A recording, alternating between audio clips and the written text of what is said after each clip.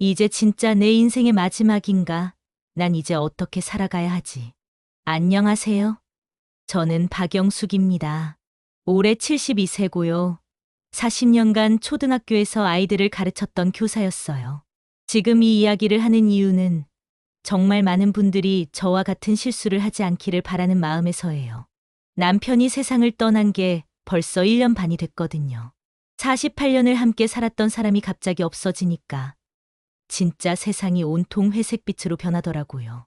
매일매일이 그냥 시간만 흘러가는 느낌이었어요. 아침에 일어나서 오늘 뭐 하지? 하다가 저녁이 되면 또 하루가 갔구나 하면서 잠들고 그런 일상의 반복이었죠. 우리 아들 성민이가 그런 제 모습을 보다 못해서 그러더라고요. 엄마, 이렇게 혼자 계시면 안 되겠어요. 요즘은 정말 좋은 시설들이 많다고 하던데 한번 알아봐 드릴게요. 처음에는 무슨 소리야. 난 아직 멀쩡한데 하면서 펄쩍 뛰었어요. 노인시설이라고 하면 옛날 양로원 생각이 나잖아요. 차마 거기에 들어갈 생각은 없었거든요. 그런데 성민이가 가져온 프라임 케어 레지던스 팸플릿을 보는 순간 진짜 깜짝 놀랐어요. 호텔 같은 외관에 수영장에 피트니스 센터에 도서관까지 있더라고요. 그리고 무엇보다 24시간 의료진 상주라는 문구가 눈에 확 들어왔어요. 엄마, 여기 보세요. 요리 수업도 있고, 원예 수업도 있고, 심지어 영어 회화 수업까지 있어요. 엄마 영어 잘하시잖아요. 성민이 말을 듣다 보니까 정말 그럴듯하더라고요. 혼자 있으면서 누구랑 대화할 일도 없고, 하루 종일 TV만 보고 있는 것보다는 또래 사람들과 함께 지내면서 뭔가 의미 있는 활동을 하는 게 낫겠다 싶었어요. 그래서 견학을 가보자고 했어요. 강남구 대치동에 있는 그 시설을 처음 봤을 때 정말 입이 떡 벌어졌어요. 마치 5성급 호텔 같았거든요. 로비에는 화려한 샹들리에가 걸려 있고 바닥은 대리석으로 반짝반짝 빛이 나고 안내를 해주시던 김 과장이라는 분이 그러더라고요. 어머님, 저희는 단순한 노인시설이 아니에요. 시니어 라이프스타일 커뮤니티거든요. 여기서는 나이 드는 게 전혀 부끄럽거나 슬픈 일이 아니라 오히려 새로운 인생의 시작이라고 생각하시면 돼요. 그 말을 듣는 순간 가슴이 좀 따뜻해지더라고요. 남편 없이 혼자 지내면서 이제 정말 끝이구나 생각했는데 새로운 시작이라니 뭔가 희망적으로 들렸어요. 식당도 구경시켜 주시더라고요. 진짜 레스토랑 같았어요. 하얀 테이블보에 예쁜 접시들이 세팅되어 있고 메뉴판을 보니까 한식, 중식, 일식, 양식까지 골라 먹을 수 있게 되어 있더라고요. 매일 영양사가 짠 식단으로 드시게 되고요. 특별한 건강상 문제가 있으시면 맞춤 식단도 준비해 드려요. 우와, 이런 곳이 있구나 싶었어요. 혼자 살면서 대충 라면 끓여 먹고 김치찌개 한번 끓여 놓고 사흘을 먹고 그랬거든요. 제대로 된 식사를 챙겨 먹는다는 것만으로도 건강해질 것 같았어요. 의료시설도 1층에 따로 있었어요. 뇌과, 정형외과 전문의가 상주하고 있다고 하고 응급 상황에는 바로 근처 삼성서울병원으로 이송한다고 하더라고요. 엄마, 여기 정말 좋은 것 같아요. 혼자 계시다가 갑자기 어디 아프시거나 그러면 어떡해요? 여기 계시면 안전하잖아요. 성민이 말이 맞았어요. 사실 요 며칠 전에도 새벽에 갑자기 가슴이 답답해서 혼자 119에 전화할까 말까 고민했었거든요. 결국은 새벽이라 미안해서 못했는데 여기 있으면 그런 걱정은 안 해도 되겠더라고요. 월 이용료가 350만 원이라고 하니까 솔직히 좀 부담스럽긴 했어요. 하지만 남편 보험금이랑 제 퇴직금을 합치면 충분히 감당할 수 있는 수준이었고 무엇보다 성민이가 엄마가 건강하게 지내시는 게 제일 중요해요. 돈 걱정은 하지 마세요 하더라고요. 그래서 결국 계약을 했어요. 2023년 3월 15일 제 새로운 인생이 시작되는 날이라고 생각하면서 말이에요. 입주하는 날 성민이가 짐 정리를 도와주면서 그러더라고요. 엄마, 여기서 새로운 친구들도 많이 사귀시고 건강하게 지내세요. 주말마다 놀러 올게요. 그때만 해도 정말 기대에 차 있었어요. 드디어 우울한 나날들을 뒤로하고 활기찬 노후를 보낼 수 있겠구나 하면서요. 혼자 있던 집에서는 하루 종일 말 한마디 안 하는 날이 태반이었는데 여기서는 사람들과 어울리면서 웃음도 되찾을 수 있을 거라고 생각했거든요. 첫날 저녁 식당에서 환영 만찬이 있었어요. 다른 입주민분들이 다 나와서 박수로 맞아주시더라고요. 그때 정말 감동받았어요. 아, 이곳이 진짜 내 새로운 보금자리구나 싶었거든요. 그런데 그때는 몰랐죠. 이 모든 게 겉모습일 뿐이라는 걸 말이에요. 처음 한 달은 정말 천국 같았어요. 매일 아침 7시에 일어나서 8시에 식당으로 내려가면 정말 호텔 조식 부럽지 않은 식단이 준비되어 있었거든요. 각 구운 식빵에 버터 발라서 먹고 신선한 과일에 요구르트까지. 혼자 살 때는 토스트 한 조각으로 때우던 아침을 이렇게 제대로 챙겨 먹으니까 몸도 한결 가벼워지는 것 같았어요. 오전 10시에는 원예 수업이 있었는데 정말 재미있었어요. 강사 선생님이 30대 젊은 분이었는데 정말 친절하게 가르쳐 주시더라고요. 어머님들, 오늘은 라벤더 화분을 만들어 볼 거예요. 라벤더는 향도 좋고 키우기도 쉬워서 방에 두시면 정말 좋을 거예요.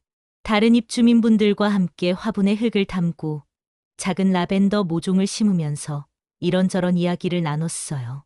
옆자리에 앉으신 분이 정순의 할머니였는데 알고 보니 간호사 출신이시더라고요. 아, 선생님이셨구나. 저는 간호사였어요. 서울대병원에서 35년 근무했거든요.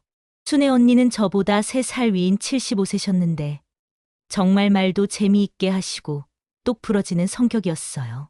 남편분은 5년 전에 돌아가셨고 자녀들이 다 미국에 살고 있어서 혼자 계시다가 이곳에 들어오셨다고 하더라고요. 영수가 여기 정말 좋지? 나도 처음에는 이런 곳이 다 있나 싶었어. 그래서 순애 언니랑 금세 친해졌어요. 원예 수업 끝나고 나면 함께 산책도 하고 오후에는 도서관에서 책도 읽고 혼자 있을 때는 하루가 너무 길게 느껴졌는데 여기서는 시간이 정말 빨리 지나갔어요. 점심시간에는 입주민들끼리 모여서 이런저런 이야기를 나눴어요. 대부분 저처럼 자녀 권유로 들어온 분들이었는데 다들 만족스러워 하시더라고요. 여기 의료진이 정말 좋아요. 어제 혈압이 좀 높아서 갔더니 바로 약도 처방해주고 생활습관 상담까지 해주시더라고요. 맞아요. 우리 딸이 이렇게 좋은 곳 찾아줘서 정말 고맙다고 매일 전화해서 그래요. 저도 성민이한테 전화를 걸어서 그랬어요. 성민아, 엄마 여기서 정말 잘 지내고 있어. 친구도 생겼고 매일 할 일도 있고 정말 좋은 곳 찾아줘서 고마워. 다행이네요, 엄마. 걱정했는데 건강하게 지내세요. 그런데 한 달이 지나면서부터 뭔가 조금씩 이상한 일들이 생기기 시작했어요. 먼저 원예 수업부터였어요. 어느 날 갔는데 강사 선생님이 바뀌어 있더라고요. 새로 오신 분은 60대 할머니셨는데 전 강사님만큼 전문적이지도 않고 열정도 별로 없어 보였어요. 오늘은 그냥 물주기나 하시면 될 것 같네요. 선생님, 지난번에 배우기로 했던 허브 기르기는 언제 해요? 순애 언니가 물어보니까 아, 그거요? 예산 문제로 잠깐 보류가 됐어요. 다음에 해요. 다음에. 이상하다 싶었어요. 처음에는 그렇게 다양한 원예 수업을 한다고 해놓고 벌써 예산 문제라고 하다니. 하지만 그래도 큰 문제는 아니라고 생각했어요. 그 다음에는 식사였어요. 처음에는 정말 다양한 메뉴가 나왔는데 점점 단조로워지더라고요. 월요일 미역국, 화요일 김치찌개, 수요일 된장찌개. 이런 식으로 패턴이 정해져 버린 거예요. 메뉴가 좀 단순해진 것 같지 않아? 순애 언니가 그러더라고요. 맞아. 처음에는 정말 다양했는데 그래서 식당 직원한테 물어봤어요. 저기요, 메뉴가 좀 다양해질 수는 없을까요? 그런데 그 직원 아주머니가 퉁명스럽게 대답하더라고요. 메뉴는 영양사가 짜는 거예요. 불만 있으면 사무실에 건의하세요. 처음에는 그렇게 친절했던 직원들이 언제부턴가 태도가 달라진 거예요. 처음에는 어머님, 뭐 필요한 거 있으시면 언제든 말씀하세요 라고 했던 분들이 이제는 대답도 성의 없이 하고 더 이상한 건 청소였어요. 처음에는 매일 방 청소를 해줬는데 어느 순간부터 일주일에 2번만 하더라고요. 그것도 대충. 저기요, 화장실 청소가 좀 하고 말하면 아, 네, 다음에 할게요. 하고는 며칠을 그대로 두고 진짜 이상했어요. 월 350만 원이나 내고 있는데 서비스 질이 점점 떨어지는 거예요. 그래도 참았어요. 뭐, 완벽한 곳이 어디 있겠어요. 그리고 무엇보다 순애 언니가 있으니까 외롭지는 않았거든요. 그런데 정말 결정적인 사건이 2달째 되던 어느 날 일어났어요. 그날은 평소처럼 순애 언니랑 산책을 하고 있었는데 갑자기 언니가 제 팔을 꽉 잡더라고요. 영수가, 저기 봐. 언니가 가리키는 곳을 보니까 시설 뒤편에 있는 작은 창고 같은 곳에서 직원들이 뭔가 옮기고 있었어요. 큰 상자들을 트럭에 싣고 있더라고요. 저게 뭐지? 하고 가까이 가려는데 한 직원이 우리를 보더니 급하게 다른 직원한테 뭐라고 말하더라고요. 그러더니 상자들을 빨리빨리 트럭에 실어서 가버렸어요. 뭔가 수상해. 순애 언니가 그러더라고요. 그날 저녁 식사 시간이었어요. 평소보다 반찬이 하나 적게 나왔어요. 그래서 식당 아주머니한테 물어봤어요. 오늘 반찬이 하나 빠진 것 같은데요? 아, 그냥 그렇게 나온 거예요. 불만 있으면 사무실에 말하세요. 또 사무실에 말하라고 하더라고요.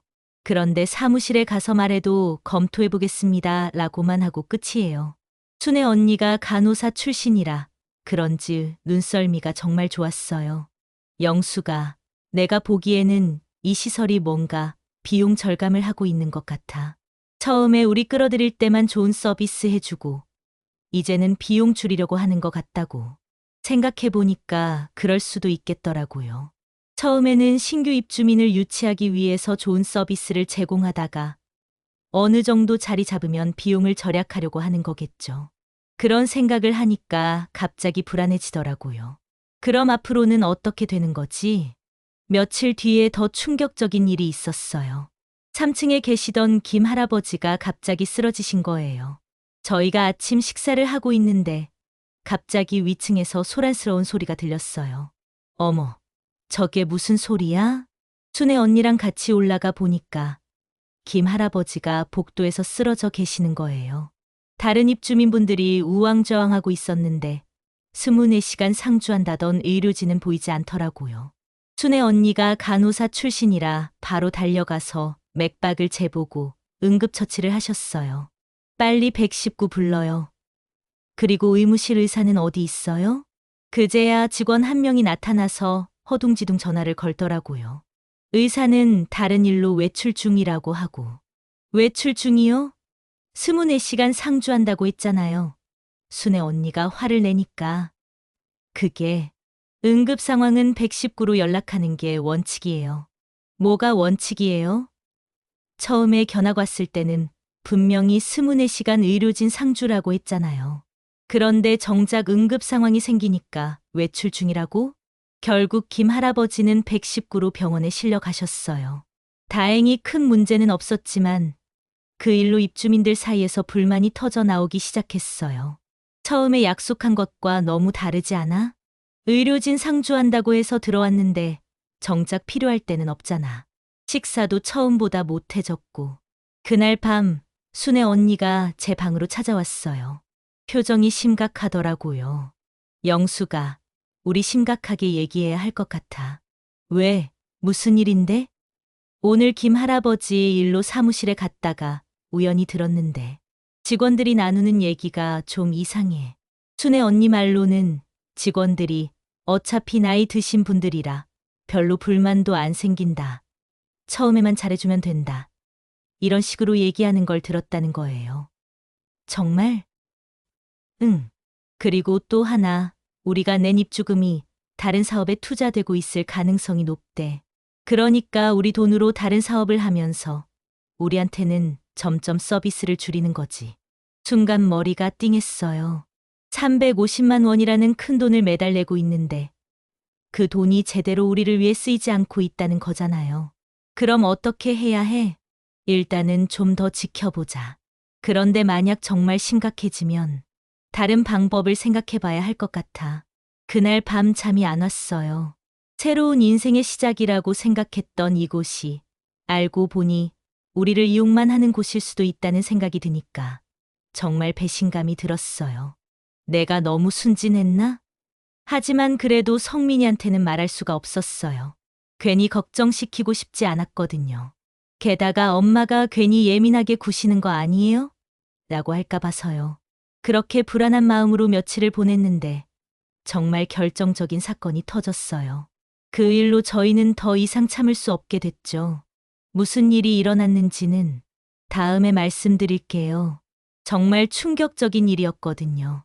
그 결정적인 사건은 입주한 지 3개월째 되던 6월 어느 더운 오후에 일어났어요.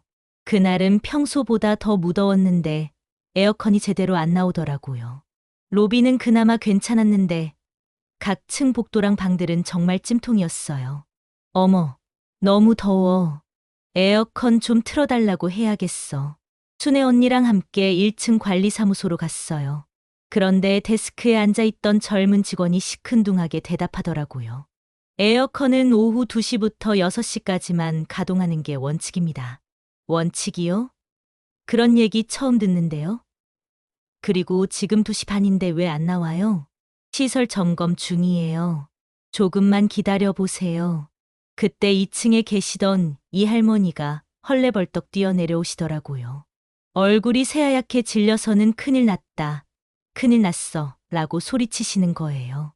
무슨 일이냐고 물어보니까 2층에 계시던 박 할아버지가 더위 먹고 쓰러지셨다는 거예요. 당뇨 환자셔서 평소에도 조심해야 하는 분이었는데 이런 더위에 에어컨까지 안 나오니까 탈이 난 거죠. 의무실 선생님 어디 계세요? 그런데 또 똑같은 대답이 나오더라고요. 외출 중이십니다. 외출 중 또요? 24시간 상주한다고 했잖아요. 순애 언니가 버럭 화를 냈어요. 간호사 출신이라 그런지 이런 상황에 정말 민감하시더라고요. 결국 또 119를 불러야 했어요. 그런데 구급차가 오기까지 20분이나 걸렸거든요.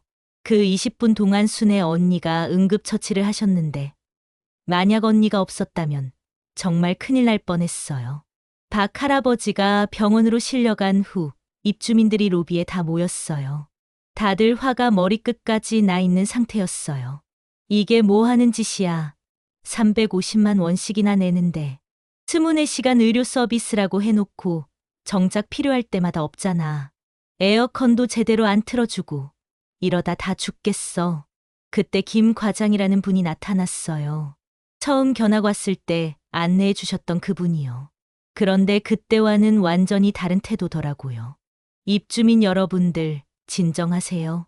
오늘 사고는 정말 예상치 못한 일이었고, 예상치 못한 일이요? 의사가 맨날 없는데 무슨 예상치 못한 일이에요? 순애 언니가 따지니까 김 과장이 좀 당황하는 것 같더라고요. 그게 의료진도 사람인데 개인 일정이 있을 수 있잖습니까? 개인 일정이요? 그럼 24시간 상주라는 게 거짓말이었단 말이에요? 그런 건 아니고 응급 상황에는 119를 이용하시는 게 더 전문적인 치료를 받으실 수 있어서 말이 안 되는 소리였어요. 그럼 애초에 왜 의료진 상주를 장점으로 내세웠겠어요? 그날 저녁 식사 시간 분위기가 정말 무거웠어요. 박 할아버지 때문에도 그렇고 에어컨 문제 때문에도 그렇고 게다가 저녁 메뉴도 형편없었어요. 김치찌개에 김 한 조각, 콩나물 반찬 하나가 전부였거든요. 이게 35만 원짜리 식사야. 옆 테이블에서 누군가 투덜거리더라고요. 아, 말이 나왔으니 말인데 월 350만 원이면 하루에 거의 12만 원인데 그중 식비만 해도 하루에 3회 4만 원은 될 텐데 이런 식사가 나온다는 게 말이 안 됐어요. 식사 후에 순애 언니가 제 방으로 왔어요. 얼굴이 심각하더라고요. 영수가, 내가 오늘 좀 조사를 해봤는데 말이야. 조사요? 응. 내가 간호사 생활 오래 해서 이런 시설들 좀 아는데 여기 뭔가 이상해. 순애 언니 말로는 정상적인 노인시설이라면 의료진이 최소 2명은 교대 근무를 해야 하는데 여기는 의사 1명뿐이라는 거예요. 그것도 시간제로 근무하는 것 같다고 하더라고요. 그리고 또 이상한 게 오늘 관리사무소 갔다 오면서 문서를 슬쩍 봤는데 입주민 대비 직원 비율이 말이 안 돼. 너무 적어. 그게 무슨 뜻이에요? 쉽게 말해서 우리가 내는 돈에 비해 그들이 쓰는 운영비가 너무 적다는 거야. 그럼 나머지 돈은 어디로 가는 거겠어? 소름이 돋더라고요. 혹시 정말 우리 돈을 다른 데 쓰고 있는 건 아닐까? 그런데 정말 결정적인 순간이 그 다음 날 왔어요. 평소처럼 산책을 하려고 1층으로 내려왔는데 관리사무소에서 목소리가 들리더라고요. 문이 살짝 열려 있었거든요. 지나가려다가 우연히 들린 대화에 발걸음이 멈췄어요. 이번 분기 실적이 어때? 좋습니다. 입주율 95% 유지하고 있고 운영비 절감으로 수익률이 전 분기 대비 30% 향상됐습니다. 좋아. 그럼 2호점 오픈 준비 빨리 해. 네. 이미 강남 쪽에 부지 알아보고 있습니다. 1호점 수익금으로 충분히 자금 조달 가능할 것 같습니다. 입주민들 불만은 없어? 있긴 한데 뭐 나이 드신 분들이라 별로 심각하게 따지지 않으세요. 그냥 적당히 넘어가는 분위기입니다. 그 순간 머리가 하얘졌어요. 나이 드신 분들이라 별로 심각하게 따지지 않는다고? 우리를 완전히 우습게 보고 있었던 거예요. 나이가 많다고 해서 호구로 본 거죠. 순애 언니가 제 표정을 보더니 뭐야? 무슨 일이야? 하고 물어보더라고요. 그래서 들은 얘기를 다 말해줬어요. 순애 언니 얼굴이 벌겋게 달아오르더라고요. 이 사기꾼들아, 우리 돈으로 2호점을 차린다고? 취, 작게 해요. 들려요. 우리는 얼른 그 자리를 벗어났어요. 그리고 순애 언니 방에서 진지한 대화를 나눴어요. 영수가, 이거 그냥 넘어갈 수 없어. 우리가 바보도 아니고. 그런데 어떻게 해요? 증거도 없는데. 증거? 증거는 매일매일 만들어지고 있잖아. 에어컨 안 틀어주는 것, 의료진 없는 것, 식사 부실한 것. 이 모든 게 다 증거야. 순애 언니는 정말 행동력이 좋으신 분이었어요. 그날부터 본격적으로 증거 수집에 들어갔어요. 영수가 스마트폰으로 사진 찍는 법 알지? 앞으로 문제가 되는 일이 있으면 다 사진으로 찍어도. 그런 걸 왜 찍어요? 나중에 써먹을 일이 있을 거야. 그리고 매일매일 일기처럼 뭐가 어떻게 잘못됐는지 적어도. 정말 소름 끼치는 일이 며칠 뒤에 또 있었어요. 3층에 계신 최 할머니가 밤에 갑자기 호흡곤란으로 괴로워하셨는데 밤 당직이라는 사람이 119 부르세요라고만 하더라는 거예요. 응급처치는커녕 옆에서 지켜보지도 않고 그냥 가버렸다는 거예요. 다행히 최 할머니는 괜찮아지셨지만 만약 정말 위험한 상황이었다면 이거 정말 아니야. 순애 언니가 이를 갈더라고요. 그리고 우리가 가장 화가 났던 건 며칠 뒤에 새로운 입주민이 들어오는 걸 봤을 때였어요. 50대 중반 정도 되는 부부였는데 김 과장이 안내하면서 하는 말이 가관이었어요. 저희는 24시간 의료진이 상주하고 있고요. 최고급 식단을 제공합니다. 에어컨도 24시간 가동되고 우리가 지금 겪고 있는 현실과는 정반대의 말을 하고 있는 거예요. 그 순간 정말 분노가 치밀었어요. 영수가, 이거 우리가 당한 것과 똑같잖아. 저 사람들도 우리처럼 속게 될 거야. 그러게요. 뭔가 해야 할 것 같은데 해야지. 당연히 해야지. 우리가 가만히 있으면 저 사람들도 그 다음에 들어올 사람들도 계속 당하게 될 거 아니야. 그날 밤 잠이 안 와서 밖에 나가 산책을 했어요. 그런데 관리사무소 불이 켜져 있더라고요. 궁금해서 가까이 가봤는데 또 대화 소리가 들렸어요. 입주민들이 요즘 좀 예민해지는 것 같은데 괜찮아. 어차피 계약 위반으로 나가려면 위약금 내야 하는데 나이 든 사람들이 그런 돈 내면서까지 나갈 리 없어. 그냥 적당히 참고 살 거야. 그래도 혹시나 해서 불만이 너무 많이 나오면 적당히 무마시키고. 위약금, 그 말을 듣는 순간 깨달았어요. 우리가 여기서 나가려면 위약금을 내야 한다는 걸 말이에요. 처음 계약할 때 위약금 조항이 있었는데 그땐 별로 신경 안 썼거든요. 설마 나갈 일이 있을 줄 모르고 다음날 계약서를 다시 꺼내서 봤어요. 1년 미만 해지 시 위약금 500만 원. 이건 정말 우리를 올가매려는 함정이었어요. 들어올 때는 친절하게 해주다가 일단 들어오고 나면 서비스는 줄이고 나가려면 큰돈을 내라니. 그때 순애 언니가 제 방으로 와서 그러더라고요. 영수가 이제 정말 결단을 내려야 할 때야. 이대로 계속 당하고 살 건지 아니면 맞서 싸울 건지. 정말 중대한 기로에 선 기분이었어요. 순간 후회도 됐어요. 괜히 여기 들어왔나? 하면서요. 하지만 이미 엎질러진 물이었고 이제는 어떻게든 해결책을 찾아야 했어요. 언니, 우리가 정말 이길 수 있을까요? 모르지. 하지만 한 가지는 확실해. 가만히 있으면 계속 당한다는 거. 그리고 나 같은 경우에는 죽기 전에 한 번은 제대로 싸워보고 싶어. 그 말에 가슴이 뭉클했어요. 75세의 순애 언니가 죽기 전에 한 번은 제대로 싸워보고 싶다고 하시는데 저라고 가만히 있을 수는 없었거든요. 그렇게 우리의 본격적인 저항이 시작됐어요. 그 다음 날부터 순애 언니와 저는 본격적인 작전에 들어갔어요. 영수가 우리가 감정적으로만 접근하면 안 돼. 철저하게 증거를 모아서 논리적으로 따져야 해. 순애 언니는 정말 체계적이었어요. 간호사로 일하면서 익힌 꼼꼼함이 이럴 때 빛을 발하더라고요. 먼저 우리가 겪은 모든 문제점들을 날짜별로 정리했어요. 6월 3일 원예 강사 교체, 6월 7일 식단 변경, 6월 15일 청소 횟수 감소, 6월 18일 김 할아버지 응급 상황, 6월 22일 박 할아버지 응급 상황. 이렇게 쭉 정리하니까 패턴이 보이더라고요. 입주한 지 한 달 지나면서부터 서비스가 급격히 나빠졌잖아. 그리고 다른 입주민분들과도 은밀하게 대화를 나눠봤어요. 알고 보니 저희만 불만을 가진 게 아니더라고요.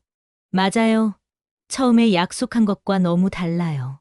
의료진 상주한다고 해서 들어왔는데 정작 아플 때는 119 부르라고만 하고 식사도 점점 부실해지고 프로그램도 많이 줄었어요. 하지만 대부분 그래도 어쩔 수 없지 하는 분위기였어요. 나이가 들면 참고 살아야 한다는 생각이 강하시더라고요.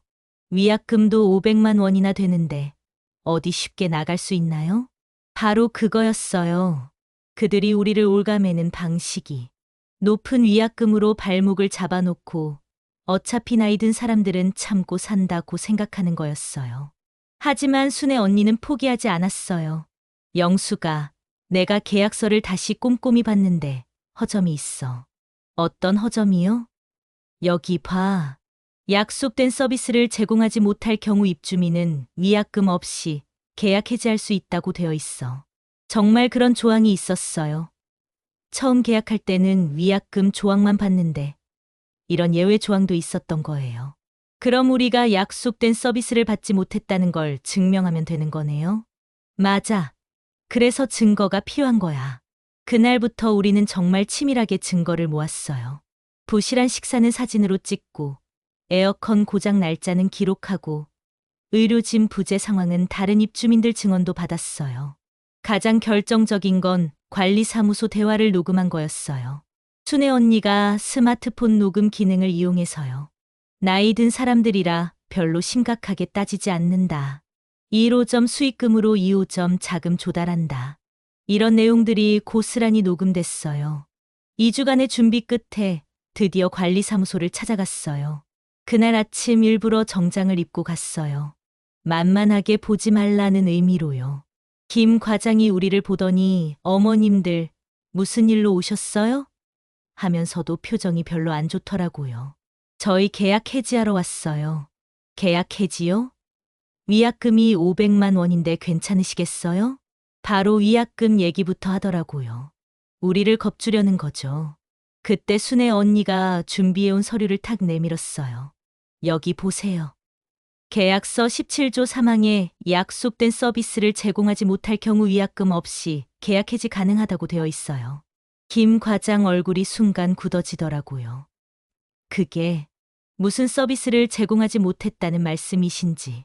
24시간 의료진 상주 약속 위반, 약속된 식단 서비스 불이행, 시설 관리 부실. 순애 언니가 우리가 정리한 목록을 하나하나 읽어주니까 김 과장이 점점 당황하는 게 보였어요. 그런 것들은 단순한 실수나 일시적인 문제였고. 실수요? 그럼 이것도 실수인가요? 순애 언니가 스마트폰에서 녹음 파일을 틀었어요. 나이 든 사람들이라 별로 심각하게 따지지 않는다. 김 과장 얼굴이 새하얘지더라고요. 이건 어디서? 공공장소에서 나눈 대화예요. 불법 녹음이 아니라고요. 순애 언니 진짜 대단했어요. 법적인 것까지 미리 알아봤더라고요. 그리고 이것도 보세요. 신규 입주민들에게는 지금도 24시간 의료진 상주, 최고급 식단이라고 홍보하고 계시잖아요. 허위 광고 아닌가요? 김 과장이 한참 말을 못하더니 잠깐만 기다려 보세요. 상급자와 상의해 보겠습니다 라고 하면서 자리를 떴어요.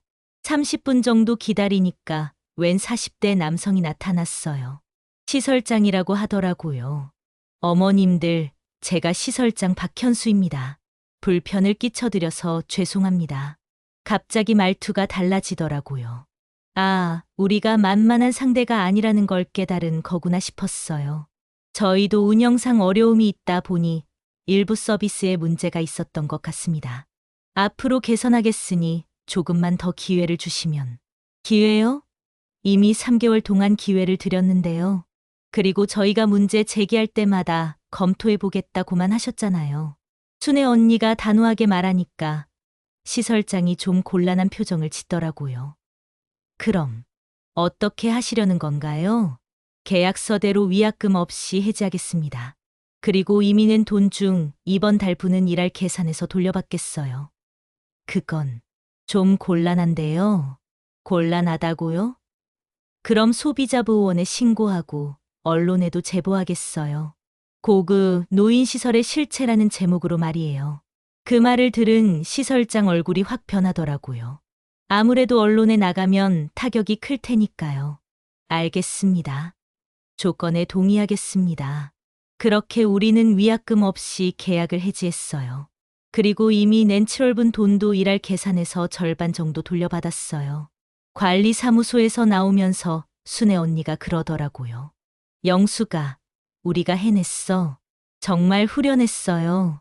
그동안 억눌려 있던 것들이 한꺼번에 풀리는 기분이었어요. 프라임 케어 레지던스를 나온 게 7월 말이었어요. 처음에는 갈 곳이 막막했어요. 집은 이미 정리했고 갑자기 어디서 살아야 할지. 그때 순애 언니가 제안을 했어요. 영수가, 우리 같이 살지 않을래? 각자 방은 따로 쓰되 함께 지내는 거야. 같이요? 응. 나도 혼자 살기 외롭고 너도 그렇잖아. 그리고 무엇보다 우리 호흡이 잘 맞잖아. 서로 의지하면서 살면 좋을 것 같은데 생각해보니 그것도 나쁘지 않더라고요. 혼자 살면서 외로웠던 시간들을 생각하면 좋은 친구와 함께 지내는 게 훨씬 나을 것 같았어요. 성민이한테 전화해서 상황을 설명했어요. 처음에는 깜짝 놀라더라고요. 엄마, 그런 일이 있었어요? 왜 진작 말씀 안 하셨어요? 괜히 걱정시키고 싶지 않아서. 그리고 엄마가 예민하게 구는 거라고 생각할까 봐서. 무슨 소리세요? 엄마가 오르셨어요. 그런 곳에 계속 계시면 안 되죠. 다행히 성민이도 이해해 줬어요. 그리고 순애 언니와 함께 사는 것도 찬성했어요. 혼자 계시는 것보다 훨씬 좋을 것 같아요. 그 언니도 믿을 만한 분 같고. 우리는 성민이 직장 근처인 분당에 투룸 아파트를 구했어요. 월세 120만 원에 관리비 15만 원. 둘이서 나누면 한 달에 67만 5천 원씩이에요.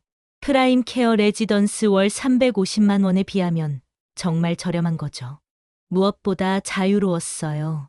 먹고 싶은 거 해먹고, 하고 싶은 일 하고, 나가고 싶을 때 나가고. 순애 언니가 요리를 잘해서 매일 맛있는 식사를 해먹었어요. 350만 원 내고 먹던 부실한 식사보다 훨씬 맛있었거든요. 영수가, 우리가 장 보러 가서 직접 재료 고르고 우리가 원하는 대로 요리해서 먹으니까 이렇게 맛있는 거야. 맞는 말이었어요.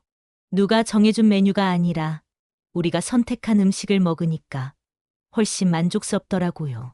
건강관리도 더 잘하게 됐어요. 근처 보건소에서 무료 건강검진도 받고, 동네 병원에서 정기검진도 받고, 24시간 상주한다던 의사보다 훨씬 자세히 봐주더라고요. 그리고 가장 좋았던 건 가족들과 가까워진 거예요. 성민이가 주말마다 놀러 오고 손자들도 자주 와서 할머니들이랑 놀았어요. 엄마, 요즘 표정이 정말 좋아 보여요. 전에 그 시설에 계실 때보다 훨씬 밝으셔요. 성민이 말이 맞았어요. 거울을 봐도 제 얼굴이 훨씬 밝아 보였거든요. 순애 언니와 저는 또 하나의 의미 있는 일을 하기로 했어요. 우리와 같은 피해를 당하는 사람들이 없도록 하자는 거였어요. 분당구청에서 운영하는 시니어 복지관에서 가끔 강연을 했어요. 노인시설 선택할 때 주의사항이라는 주제로요. 여러분, 화려한 시설에만 현혹되지 마세요. 정말 중요한 건 진정성 있는 서비스예요. 계약서는 꼼꼼히 읽어보시고, 특히 위약금 조항과 서비스 불이행 시 해지 조항을 확인하세요. 그리고 무엇보다 나이가 들었다고 해서 부당한 대우를 참아서는 안 됩니다. 우리에게도 선택할 권리가 있고 존엄하게 대우받을 권리가 있어요. 강연을 들으신 분들이 정말 고마워하셨어요. 덕분에 많은 걸 배웠어요. 거의 당할 뻔했네요. 용기 내서 맞서 싸운 게 정말 멋져요.